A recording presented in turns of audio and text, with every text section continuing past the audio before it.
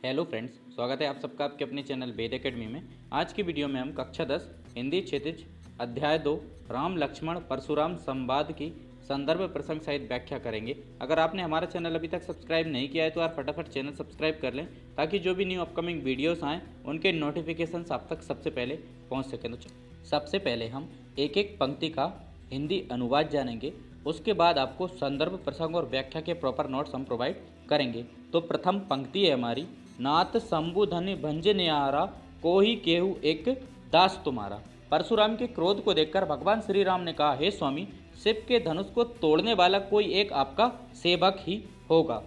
आए हेसु काय कही किन मोही, सुनी रिसाए बोले मुनि को ही। आपकी क्या आज्ञा है, आप मुझसे क्यों नहीं कहते हैं। यह सुनकर भगवान परशुराम क्रोधित होकर बोले, सेवकू सोजो करे सेवकाई, हरि करनी करी करी लड़ाई। भगवान परशुराम ने कहा कि सेवक तो वह होता है जो सेवा करने का कार्य करता है, शत्रुता के कार्य करने वालों के साथ तो केवल लड़ाई करनी चाहिए। सुनहु राम जेहि शिव धनु तोड़ा, सहस बाहु सम रिपु मोरा। उन्होंने कहा, हे राम, तुम स्पष्ट शब्दों में सुन लो, जिसने भी यह शिव धनुष को तोड़ा है वह सहस्त्र बाहु की तरह मेरा शत्रु है। सो बिल गाऊ बिहाई समाजा, नाता मारे जेहि सब राजा। वह या तो इस समाज को छोड़कर गायब हो जाए या फिर मेरे समक्ष प्रस्तुत हो जाए, अन्यथा सभी राजा जो यहाँ पर उपस्थित हैं सबके सब मारे जाएंगे। सुनी मुनि बचन लखन मुसुकाने, बोले परशुधर ही अब माने। मुनि परशुराम के वचन सुनकर लक्ष्मण मुस्कुरा दिए और परशुराम का अपमान करते हुए बोले, बहुधनु तोरी लरिकाई, कभऊ न असिरिस कीन ही गोसाई। हमने बचपन में इस प्रकार के छोटे धनुष काफ़ी ज़्यादा तोड़े थे, किंतु आपने इस प्रकार क्रोध तब क्यों नहीं दिखाया। यही धनु पर ममता के ही हेतु, सुनी रिसाई कै भृगल केतु। इस धनुष से आपका विशेष लगाव किस कारण है। यह सुनकर भृगुकुल के ध्वज श्री परशुराम क्रोधित होकर बोले, रे नृप बालक काल बस बोलत तो ही न संभार। अरे राजा के पुत्र, काल के बसीभूत होकर भी तुम संभल कर बात नहीं कर रहे हो। धनऊ सम त्रिपुराधिनु विदित सकल संसार। समस्त संसार जानता है कि यह शिव का धनुष है, क्या छोटे मनुष्य के समान हो सकता है। यह तो भगवान शिव जी का धनुष है, ये छोटे मनुष्य के समान नहीं हो सकता, यह बहुत बड़ी बात है। तो नाथ शंभुधन भंजन हारा, केहू केहू एक दास तुम्हारा। परशुराम के क्रोध को देखकर श्री राम ने कहा, हे स्वामी, शिव के धनुष को तोड़ने वाला कोई एक तुम्हारा या आपका सेवक ही होगा। आप बताएं कि आपकी आज्ञा क्या है, आप मुझसे कहें। तो परशुराम जी कहते हैं कि सेवक तो वह होता है जो सेवा का कार्य करता है, शत्रुता के काम करने वालों के साथ तो लड़ाई करनी चाहिए। हे राम, तुम स्पष्ट सुन लो, जिसने शिव धनुष को तोड़ा है वह सहस्त्रबाहु की तरह मेरा शत्रु है। वह या तो समाज को छोड़कर यहाँ से गायब हो जाए, अन्यथा मेरे समक्ष प्रकट हो जाए। अगर ऐसा वह नहीं करता है तो यहाँ पर जितने भी राजा मौजूद हैं सबके सब मारे जाएंगे। मुनि परशुराम के वचन सुनकर लक्ष्मण मुस्कुरा दिए और परशुराम का अपमान करते हुए बोले, हमने बचपन में इस प्रकार के छोटे छोटे धनुष बहुत सारे तोड़े हैं, किंतु इस प्रकार का क्रोध आपने तब क्यों नहीं किया। इस धनुष से आपका विशेष लगाव किस कारण है। यह सुनकर भृगुकुल के ध्वज श्री परशुराम क्रोधित होकर बोले, अरे राजा के पुत्र, काल के बसीभूत होकर तुम इस प्रकार की बातें कर रहे हो, तुम संभल कर बात नहीं कर रहे हो। यह कोई छोटा मोटा धनुष नहीं है, यह भगवान शिव जी का धनुष है। अब हम इनके संदर्भ प्रसंग और व्याख्या की बात करते हैं। आप प्रॉपर तरीके से स्क्रीनशॉट ले लें, क्योंकि अगर मैं पढ़ के बताऊंगा तो वीडियो काफ़ी ज़्यादा लेंदी हो जाएगी। संदर्भ, प्रस्तुत पद्यांश हमारी पाठ्य पुस्तक के राम लक्ष्मण परशुराम संवाद नामक पाठ से लिए गए। इसके कवि तुलसीदास जी हैं। देखिए प्रसंग, सीता स्वयंवर में शिव धनुष टूटने के समाचार से क्रोधित परशुराम को राम विनम्र उत्तर देते हैं तथा लक्ष्मण मुस्कुराते हुए उन पर व्यंग प्रहार करते हैं। यह व्याख्या रही, आप इसके प्रॉपर तरीके से स्क्रीनशॉट ले लें, उसके बाद आपकी कॉपी में नोट डाउन कर लें। तो अब हम बात करते हैं दूसरे पद की। तो दूसरे पद की प्रथम पंक्ति है, लखन कहा हंसी हमरे जाना, सुनऊ देव सब धनुष समाना।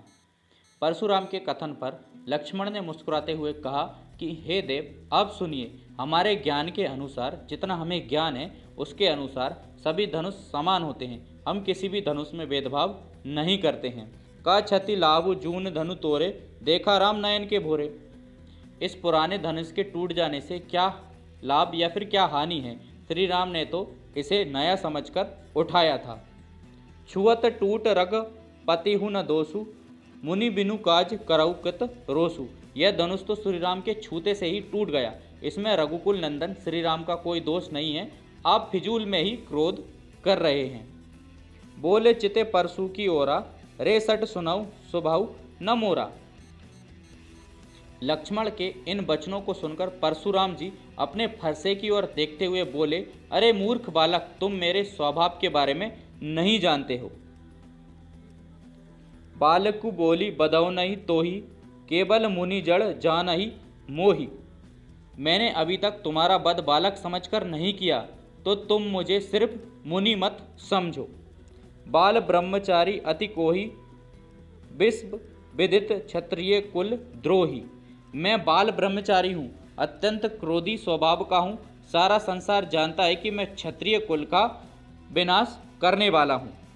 भुजबल भूमि भूप बिन कीनी, विपुल बार मही देवन दीनी। मैंने अपनी भुजाओं के बल से पृथ्वी को अनेक बार राजाओं से रहित किया है और इसे ब्राह्मणों को दिया है। सहस बाहुभुज छेद निहारा, परशु बिलोकी महीप कुमारा। मैं सहस्त्र बाहु की भुजाओं को काटने वाला हूँ। हे राजकुमार, तुम मेरे इस फरसे को ध्यान से देख लो। मातु पिते ही जनि सोच बस, करसी महिष किशोर। हे राजकुमार, तुम अपने माता पिता को दुखी मत करो। गर्वहन के अभ्रक दलन परशु, मोर अति घोर। मेरा फरसा बहुत भयंकर है, यह गर्भ के बच्चों को भी नष्ट करने वाला है। परशुराम के कथन पर लक्ष्मण ने मुस्कुराते हुए कहा कि हे देव, आप सुनिए, हमारे ज्ञान के अनुसार, जितना हमें ज्ञान है उसके अनुसार सभी धनुष समान होते हैं। हम किसी भी धनुष में कोई भेदभाव नहीं करते हैं। इस पुराने धनुष के टूट जाने से आप ही बताइए क्या लाभ है या फिर क्या हानि है। श्री राम ने तो इसे नए समझकर उठाया था, यह धनुष तो श्री राम के छूते से ही टूट गया, इसमें रघुकुल नंदन श्री राम का कोई दोष नहीं है। हे मुनि श्रेष्ठ, आप फिजूल में ही क्रोध कर रहे हैं। लक्ष्मण के इन वचनों को सुनकर परशुराम जी अपने फरसे की ओर देखते हुए बोले, अरे मूर्ख बालक, तुम मेरे स्वभाव के बारे में नहीं जानते हो। मैंने अभी तक तुम्हारा वध बालक समझकर नहीं किया, तो तुम भी मुझे सिर्फ ऋषि मत समझो या फिर मुनि मत समझो। मैं बाल ब्रह्मचारी हूँ, अत्यंत क्रोधी स्वभाव का हूँ। सारा संसार जानता है कि मैं क्षत्रिय कुल का विनाश करने वाला रहा हूँ। मैंने अपनी भुजाओं के बल से पृथ्वी को अनेक बार राजाओं से रहित किया है और इसे ब्राह्मणों को दान कर दिया है। मैं सहस्त्र बाहु की भुजाओं को काटने वाला हूँ। हे राजकुमार, तुम मेरे इस फरसे को ध्यान से देख लो। हे राजकुमार, तुम अपने माता पिता को दुखी मत करो। मेरा फरसा बहुत भयंकर है, गर्भ के बच्चों को भी नष्ट करने वाला है। अब इसका संदर्भ प्रस्तुत पद्यांश हमारी पाठ्य पुस्तक के राम लक्ष्मण संवाद नामक पाठ से ली गई हैं। इसके कवि तुलसीदास जी हैं।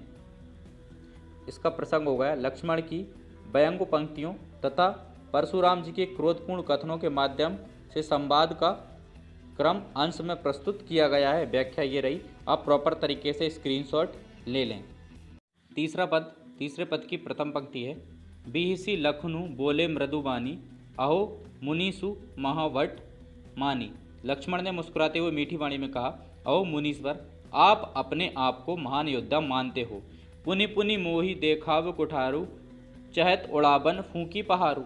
आप मुझे बार बार फरसा दिखाकर डराना चाहते हैं। आपका यह प्रयास फूंक से पहाड़ उड़ाने जैसा है। यहाँ कुंभ डबतिया कोई नाही, जे तरजनी देखी मरी जाही। यहाँ पर कोई काशी फल का छोटा सा फल नहीं है जो तर्जनी उंगली के देखते ही मर जाए। देखी कुठारू सरासन बाना, मैं कछु कहा सहित अभिमाना। आपके फरसा और धनुष बाण देखकर ही मैंने अभिमान पूर्वक कुछ कहा था। भृगुसुत समुझी जनेऊ बिलोकी, जो कछु कहू सहो रिस रोकी। आपको भृगु वंश का समझकर तथा आपके जनेऊ को देखकर आप जो कुछ भी कहते हैं उसे अपना क्रोध रोककर मैं सहन कर लेता हूँ। सुर मई सुर हरिजन अरु गाई, हमरे कुल इन्ह पर ना सुराई। हमारे कुल में देवता ब्राह्मण भगवान के भक्तों और गाय के ऊपर वीरता नहीं दिखाई जाती है। बधे पापू अपकीर्ति हारे, मारताहु पा परई तुम्हारे। इनका वध करने पर पाप लगता है तथा इनसे हारने पर बदनामी होती है। इसलिए इतना सब कुछ हो जाने के बाद भी मैं आपके पैरों में पड़ता हूँ, मैं आपसे क्षमा मांगता हूँ। कोटि कुलिस सम बचनु तुम्हारा, व्यर्थ धरऊ धनु बाण कुठारा। आपके वचन ही करोड़ों कठोर प्रहारों के समान है, आप धनुष बाण फरसा तो बेकार में रखते हैं। जो बिलो की अनुचित कहूँ, क्षमहु महामुनि धीर। इनको देखकर यदि मैंने कुछ गलत कह दिया तो हे महामुनि मुझे क्षमा कर दीजिए। सुनी सरोस भृग वंश मणि, बोले गिरा गंभीर। यह सुनकर भृगुकुल की मणि परशुराम अत्यंत गंभीर वाणी में बोले।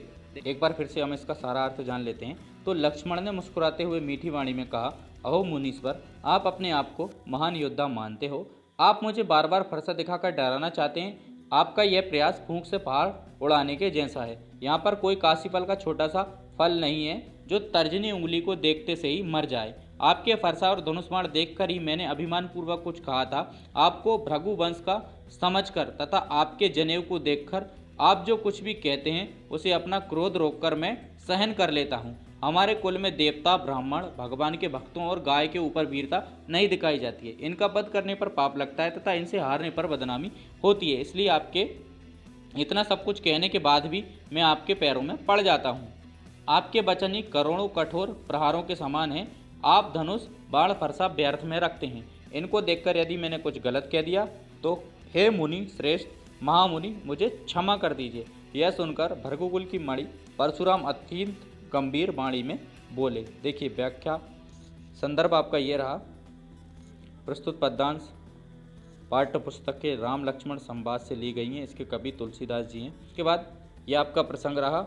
ये व्याख्या आप प्रॉपर तरीके से स्क्रीनशॉट ले लें।